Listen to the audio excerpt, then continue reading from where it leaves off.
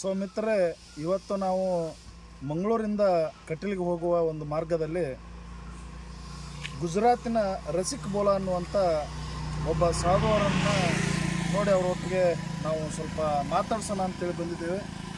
ಬನ್ನಿ ಮಿತ್ರರೇ, ಅವರ ಸಂಕಲ್ಪ ಏನಿದೆ, ಯಾಕೆ ಗುಜರಾತಿಂದ ಇಡೀ ರಾಜ್ಯವನ್ನು ಸಂಚಾರ ಮಾಡಬೇಕು ಅಂದ್ಕೊಂಡಿದ್ದಾರೆ ಅನ್ನೋದನ್ನು ಸ್ವಲ್ಪ ವಿಚಾರ ಮಾಡಿ ಕೇಳಿದಾಗ, ಇವತ್ತು ಸಾಧುಗಳು ಕೆಲವೊಂದು ಮಂದಿರಗಳನ್ನು ದರ್ಶನ ಮಾಡಿ ಹಲವಾರು ಇವತ್ತು ಒಳಿತನ ಬಯಸುವಂಥ ವಿಮಾನದಲ್ಲಿ ಇವತ್ತು ನಾವೆಲ್ಲ ಕಾರು, ಬೈಕು ಈ ರೀತಿಯಲ್ಲಿ ಹೋದರೆ ಸಾಧುಗಳು ಭಾಳ ಸಿಂಪಲ್ ಆಗಿ ತಾವು ನೋಡ್ಬೋದು.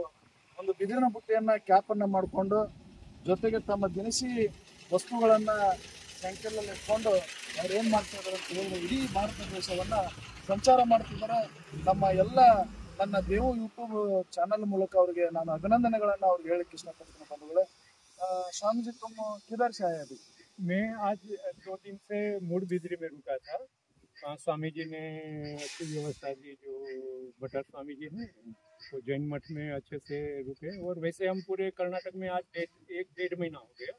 हम तमिलनाडु पूरा करने के बाद होसूर के रास्ते बेंगलोर पहुँचे।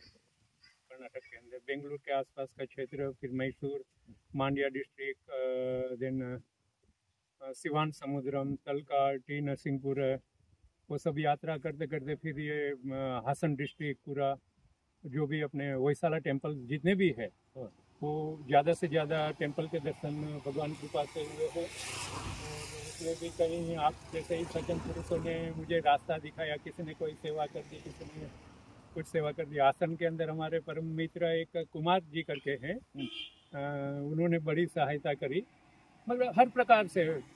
तो हमें कहीं कोई परेशानी नहीं है। आज 1-1.5 महीना हो गया और अभी भगवान कृपा से मैं कर्नाटक में ही जो यहाँ की शक्तिपीठ मानी जाती है, ये क्षेत्र की दुर्गा परमेश्वरी। तुम्हारा यात्रा किधर से स्टार्ट हुआ? मेरा यात्रा प्रभु वैसे 5 साल हो गया। 2 साल हम पैदल चले हैं। कैलाश मानसरोवर से हमारी यात्रा शुरू हुई है, मगर वहाँ साइकिल की परमिशन नहीं थी, तो हम पैदल गए गवर्नमेंट कोटे में और पैदल आए। फिर वहाँ से ब्रजमंडल पूरा पैदल किए। और मध्य प्रदेश में नर्मदा जी की परिक्रमा होती है पैदल, किनारे किनारे 4000 किलोमीटर। तो ऐसे हम 7000 किलोमीटर पैदल यात्रा चले हैं। कितना किलोमीटर साइकिल से आए? दादा उसकी तो कोई गिनती नहीं, मगर एवरेज 21,000 किलोमीटर हम साइकिल से चले हैं। 14 स्टेट अभी तक मेरा कंप्लीट हुआ है। अभी कितना दिन और अभी मेरा जो आखिरी पॉइंट है वो नेपाल में है, पशुपतिनाथ, और उसके ऊपर भी पोखरा से मुक्तिनाथ करके है, वैष्णव क्षेत्र है। तो अभी 2 साल लग जाएगा, क्योंकि अभी यहाँ कर्नाटक में भी बारिश शुरू हो जाएगी अप्रैल एंडिंग में। तो बारिश में गति धीमी हो जाती है। और बाकी कहीं तकलीफ नहीं है कहीं भी, न भोजन की, क्योंकि हम प्योर वेजिटेरियन है। तो रात भी चलता नहीं प्रभु, हम सूर्योदय के बाद निकलते हैं और सूर्यास्त से पहले आसन लगा लेते हैं। और क्योंकि हमें 3 टाइम पूजा भी करने के लिए मंदिर से रहता है? नहीं, वैसे देखिए हम ज्यादातर मंदिर में ही रहते हैं, क्योंकि हम होटल का पैसा तो हम ये कर नहीं पाएंगे, और होटल में भी हम ज्यादा ठहरते नहीं है, क्योंकि ज्यादातर हमें मंदिरों में ही अच्छा लगता है, क्योंकि पूजा पाठ करना होता है। क्या संकल्प हो देश में ये कुछ नहीं है देव प्रभु के, हमारा भारत देश इतना सुंदर है कि आप टीवी के सामने से निकल के आसपास के क्षेत्र अपने अपने प्रदेशों में भी देखोगे तो कहीं कोई खाबी नहीं, और इतना सुंदर है कि जब हम तस्वीर देख के इतना प्रसन्नता होती है, तो रूबरू जाके प्रसन्नता होगी। और हर राज्यों में, जैसे कर्नाटक है, कर्नाटक होयसाला टेम्पल इतने सारे हैं कि आप यदि कर्नाटक में ही यात्रा करनी हो तो कम से कम 1 साल चाहिए।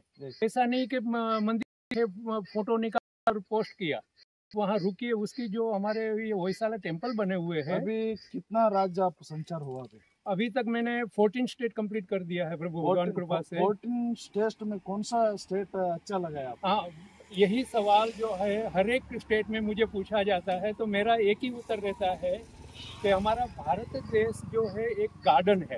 आप ध्यान से सुनिए, एक भारत देश जो है एक गार्डन है, और ये जितने भी स्टेट्स है वो अलग अलग प्रकार के फ्लावर्स है करके वो गार्डन की शोभा है।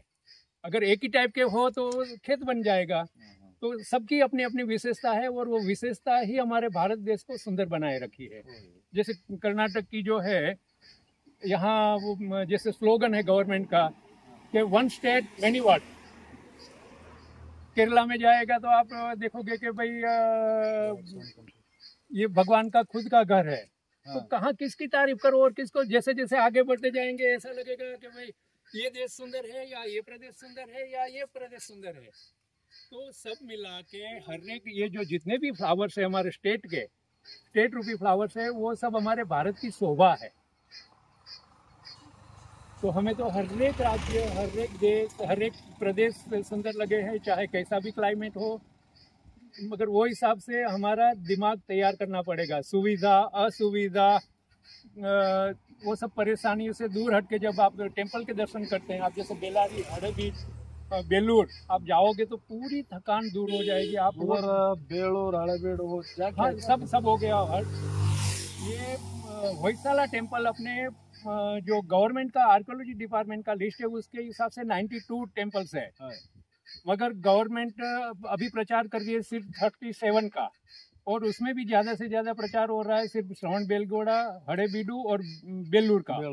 मैं भगवान कृपा से ऐसे ऐसे दुर्गम क्षेत्रों में मुझे जाने का मौका मिला, जैसे डोडा गडवली, गुरूर, कहाँ कहाँ कोरा वांगला, तो एक से एक इतने सुंदर टेम्पल है कि बात मत पूछो, किसकी तारीफ करें। और ये तो हमारा कर्नाटक का जो होयसाला टेम्पल है वो पूरे वर्ल्ड का एक खजाना है।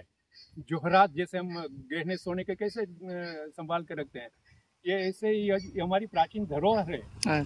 ये काम अभी मोम में भी नहीं कर सकता, मिट्टी में भी नहीं कर सकते हैं, ये लोगों ने पत्थर में काम किया है। तो वो जब आप फुर्सत से देखोगे पता चलेगा कि कितनी सुंदर कारीगरी है ये। आपका अभी कितना दिन होता है वैसा? नहीं, वैसे मेरा है 2 साल लग जाएगा, मगर क्लाइमेट के ऊपर रहेगा, क्योंकि नेपाल में जो है बारिश हमेशा होती रहती है। वही नेपाल में हो जाता है। हाँ, मगर ऐसा नहीं कि मैं नेपाल में मेरी यात्री पूरी होती है तो मैं साइकिल वहाँ छोड़ के आऊँगा। मेरा जो साइकिल से वापस रिटर्न मेरा जहाँ से शुरू हुआ है गुजरात से, वो साइकिल लेके वहाँ पहुँचूंगा। जी धन्यवाद धन्यवाद। गदग से आ रहे इधर। अच्छा, गदग, इसलिए हम देखा, आपको देखा। नहीं ये ईश्वर देखो, इसलिए मैं बोल रहा हूँ, ये आपकी महानता है कि मेरे जैसे एक मामूली पहरस वाले को आपने इतना समय दिया। तो ये ईश्वर की ಇದುವರೆಗೂ ನಾವು ಸ್ವಾಮೀಜಿ ಅವರ ಒಂದು ಅನಿಸಿಕೆಯನ್ನ ತಾವೆಲ್ಲ ನೋಡಿರ್ಬೋದು. ನಮಗೂ ಕೂಡ ಬಹಳ ಖುಷಿ ಆಯ್ತು. ಅವ್ರು ಹೇಳ್ತಾರ ಒಂದು ನಮ್ಮ ದೇಶ ಪೂರಾ ಗಾರ್ಡನ್ ಇದ್ದಂಗ, ನಾವೆಲ್ಲರೂ ಕೂಡ ಒಂದು ಹೂ ಇದ್ದಂಗ, ಆ ರೀತಿ ಒಳಗ ಈ ಇಡೀ ದೇಶದಲ್ಲಿ ನಾವು ಚೆನ್ನಾಗಿ ಇರಬೇಕು ಅನ್ನುವಂತ ದಿಶೆಯಲ್ಲಿ ಸ್ವಾಮೀಜಿ ಅವರು ನಮಗೆಲ್ಲ ಮಾರ್ಗದರ್ಶನ ಮಾಡಿದಾರೆ. ಅವ್ರ ಪ್ರಯಾಣ ಸುಖಕರವಾಗಿರ್ಲಿ, ಜೊತೆಗೆ ಇನ್ನೂ ಹೆಚ್ಚೆಚ್ಚು ಅವ್ರಿಗೆ ನಮ್ಮ ಪರಮಾತ್ಮ ಅವ್ರಿಗೆ ಹೆಚ್ಚು ಜರ್ನಿ ಮಾಡುವಂತ ಶಕ್ತಿ ಕೊಡ್ಲಿ, ಅವರ ಜರ್ನಿ ಸುಖಕರವಾಗಿರ್ಲಿ ಅಂತ ಹೇಳಿ ನಾನು ದೇವರಲ್ಲಿ ಪ್ರಾರ್ಥಿಸ್ತೇನೆ. ತಮ್ಮೆಲ್ಲರಿಗೂ ಮತ್ತೊಮ್ಮೆ ಧನ್ಯವಾದಗಳು. ನಮಸ್ಕಾರ. ಓಕೆ, ನಮಸ್ಕಾರ.